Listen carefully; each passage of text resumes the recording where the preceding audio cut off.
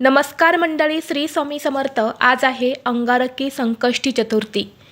वर्षाच्या सुरुवातीलाच अंगारकी चतुर्थी आलेली आहेत। प्रत्येक महिन्यामध्ये एक संकष्टी चतुर्थी येते, परंतु जेव्हा मंगळवारी चतुर्थी तिथी येते तेव्हा अंगारक योग हा निर्माण होतो आणि अंगारक योग हा वर्षातून एक वेळा किंवा दोन वेळाच निर्माण होतो। अंगारकी चतुर्थीचा दिवस हा खूप महत्त्वाचा असतो।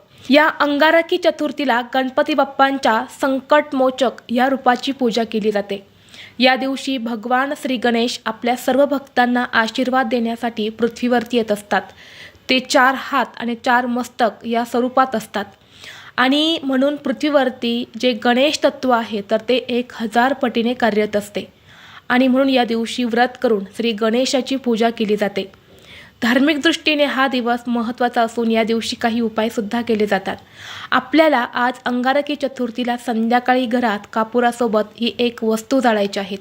ही वस्तू जाळल्याने 7 पिढ्यांचे दारिद्र्य नष्ट होऊन गणपती बाप्पांच्या कृपेने सर्व संकट, विघ्न, अडचणी दूर होतील आणि आपल्या सर्व इच्छा मनोकामना या पूर्ण होऊन कुटुंबाची प्रगती होईल। तर अशी कोणती वस्तू जाळायची आहेत, हा उपाय कसा करायचा आहे याबद्दलची संपूर्ण माहिती एका व्हिडिओद्वारे मी तुमच्यासोबत शेअर केलेली आहे।